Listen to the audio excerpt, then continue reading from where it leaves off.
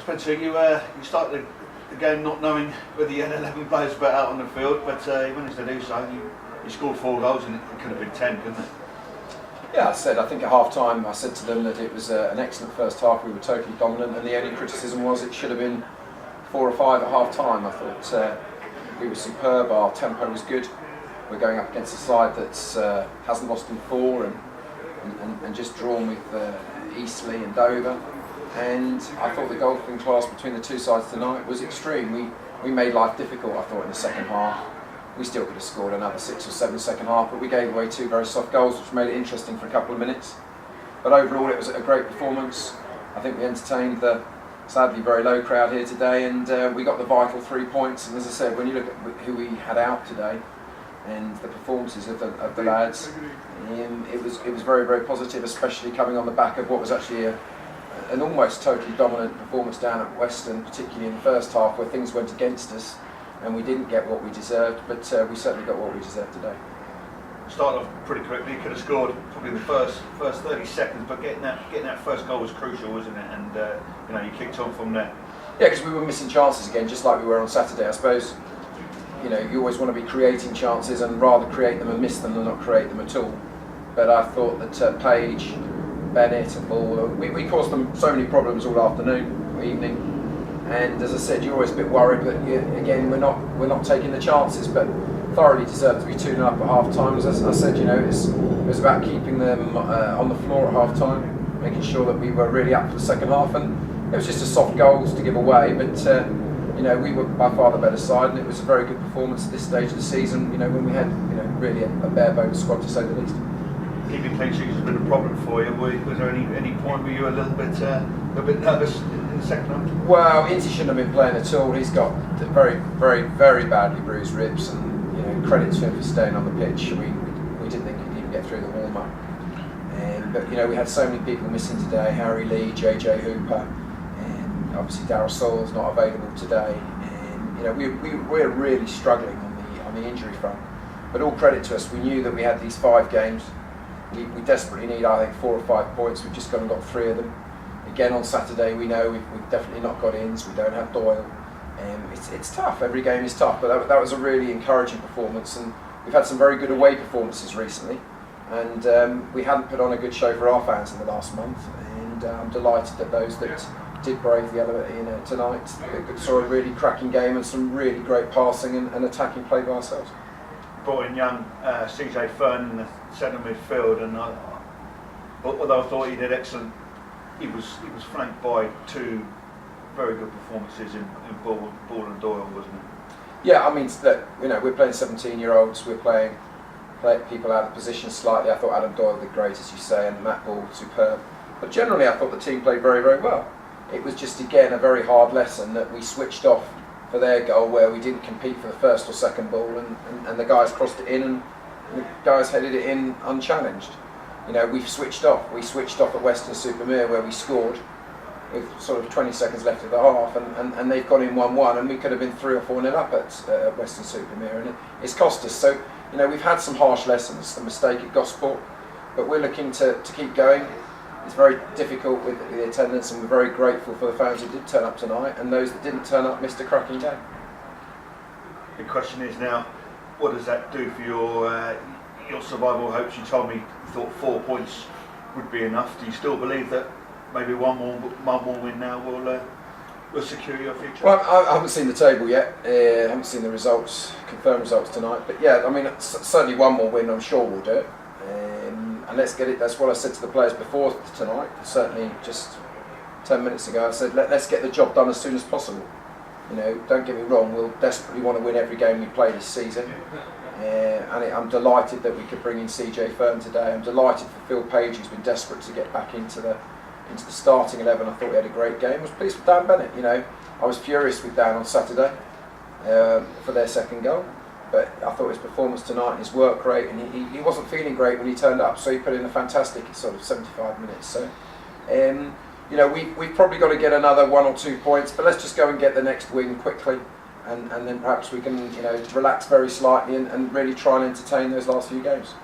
Maybe just talk a little bit about Saturday, because I know you were pretty frustrated when he sort of dominated for long spells of the game, but ended up with nothing. That must have hurt.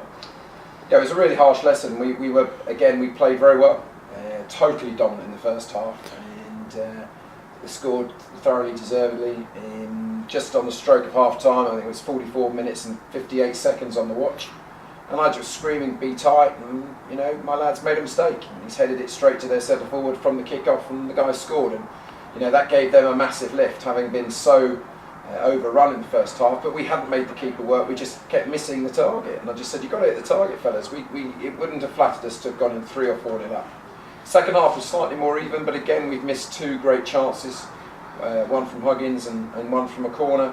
And it's a good strike for the winner, but we had jobs to do and we didn't do the job.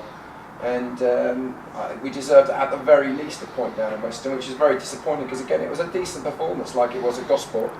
And I'm disappointed for the few fans that did make the trip because we deserved better. But it was a harsh lesson. We made mistakes and we got punished for them, and we didn't take our chances. And a little bit like that tonight, for their first goal and the second goal, they were our mistakes. We didn't compete for the first goal, and the second goal is a set piece where the biggest man on the pitch isn't marked. So, it's a decent level this, and if you make mistakes regularly, you get caught out, and it's a lesson that we've got to keep learning. But obviously, if we can play like that as an offensive way, then a lot of teams will struggle to live with this. Looking forward to Saturday. You've got a Dorchester side who are fighting for their lives at the bottom. They'll make life tough for you, won't they? And they've had some very good results. I mean, look, I think they're right down there with us in the budget stakes. They've got a very young team like we have. We'll be going without Doyle, without Inns, who's suspended. We're going to be incredibly young, there's no doubt about that. Possibly the youngest side we're ever going to put out. But we'll take a lot of belief from today. We're hoping that JJ Hooper might be in contention. There's a possibility that Darrison might be in contention. Harry Lee's probably another week, but you never know, he's young. That's the advantage of owning the youngsters, they do heal slightly quicker. So, a difficult game. They are fighting for their lives, and they've had some great results down there. They really have had some cracking results. They work very hard for the manager, and it'll be a tough ask again with a lot of travelling to do. So, we've had some very good away performances in the last sort of 4 or 5 weeks, and we've got to go there and be focused as we were tonight, and hopefully we can go and get another 3 points. And what a relief for you if you can do that and you're safe and you're secure. That'll cap a great season. And then things can be reassessed in the summer. The situation off the pitch has improved dramatically. But the attendance tonight, I think it was really only 191. There was a mistake. And we understand there's football on the TV, but I'm just very grateful for the ones who did turn up. And it's very, very difficult. And with what we've got coming through the turnstiles, but we just got to keep going, and it will be a massive relief. I think overall, it's been a season of highs and lows, and that's what you expect with what we're trying to compete. And I'm just delighted that we've put on a good show for the fans that have turned up here tonight. You touched upon the matters off the field. You sent a release this week saying that the shares have been passed over to Rob Prince. Now, can you just sort of tell fans what that means for the club in the medium to long term future, or even short term? I don't know. I mean, it's at the end of the day, Rob wants to sell. He did me a favour sort of 6 months ago. I obviously put a lot of money into the club a couple of years ago, but I've got my own situations outside of football. I've always just wanted to concentrate on football. The club's infrastructure now is massively better. Obviously the CVA over the next 2 years has got to be resolved, and as far as I'm aware there's still no resolution to what even the CVA is. But the club goes on. There's some fabulous volunteers at the club. The club's had a really strong 3 months. The volunteers and the work in and around the place with the PRE opening and the renovation downstairs, which I think is fabulous. That's cost us all a lot of time and money. The club's got the stability there, but the stability is there because we are paying relative peanuts to players on a playing budget. And it's very difficult. I mean, Rob's made it very clear he wants a buyer or an investor ASAP. I'm not in a position anymore.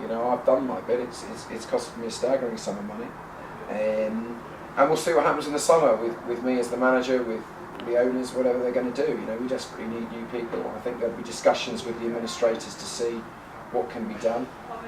But when you see attendances like tonight, then we can't expect to have budgets of anything other than pretty much zero, because I think someone's just told me there was £124 left after the expenses today through the gate, and you don't get a lot of that for players, to be fair. So it's very difficult, but the club can take huge positives from what's happened in the last 6 months. As I said, if you look around the place, very proud of the position we've got and the bridges that we're building, and hopefully the right people will come along and give me a decent budget so that we can compete next year. Ben's delighted with the 3 points? Delighted with the 3 points, vital part of the season to get the 3. Delighted for the fans that turned up today that we put on a really good show, and I thought the scoreline totally flattered Bishop Stortford. We should have been long clear at half time again, just like on Saturday. We kept it interesting by conceding 2 soft goals, but we could have scored double figures today, and I thought the goal from teams was really apparent, and that's particularly pleasing with the amount of injuries we've got at the moment. We could only list 14 players today, and 3 or 4 of those probably shouldn't have been playing either, so I'm delighted overall. What's the situation with the unavailable players? Darryl Saw is improving. Obviously he had to come off Saturday, he's got a groin problem. There's a possibility for Saturday. Harry Lee, maybe a week, you don't know, he's young, we're hoping he might improve quickly, he desperately wants to play. JJ Hooper's a dead leg, maybe Saturday, we'll see. Who else is there? Obviously we're going to be missing Inns and Doyle this weekend. One's suspended, one's not available, so we're going to be a very young side at Dorchester. I think it will look like an academy game between the 2 sides, so let's go there and put on another really good performance. You mentioned Dorchester, the trip to the basement team in the league. How do you preview the game? Well, they've had some cracking results. You know, they are hit and miss. They've had some big defeats as well. We understand that. They're right at the rock bottom of the budget, like we are, and that's what happens. But they've had some good results at home. They're still fighting for their lives, and they'll be bang up for it. I think Phil's done a great job. I'm afraid it very much is the have and have-nots in this division financially, and we know it'll be a very tough ask. But our away form in the last 4 to 6 weeks, I think, generally has been excellent. Even when we've lost, like we did on Saturday, I thought that was undeserved. We didn't deserve to lose at Gosport either. You know, we're playing pretty well for such a young side and such a small squad. So, you know, we can go there positive. It's another long journey. We learnt a really harsh lesson on Saturday at Weston. You know, we should have been 3 or 4 up at half time. So, you know, but a mistake cost us, and it ended up, you know, we ended up losing the game. So, you know, generally very, very good. You know, another win, I'm sure, will do it. Another point or 2 probably will. So let's make sure we've got 4 games to go. I said I'm just delighted we put on a good home performance tonight for the fans that turned up, and you know, let's get as many points as we can.